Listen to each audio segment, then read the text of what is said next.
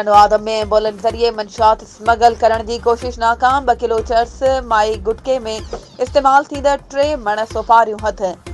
Ambulance police की तहवील में एक जवाबदार गिरफ्तार, केस दाखिल। रिपोर्ट मूजिब टंडो आदम जे बी सेक्शन थाने की हद ॻोठ ख़ुदाबाद लग एम्बुलेंस के ज़रिए मंशात स्मगल करण वारी कोशिश के SHO बी सेक्शन ऐं पुलिस पार्टी छापो हणी नाकाम बणाए छॾियो।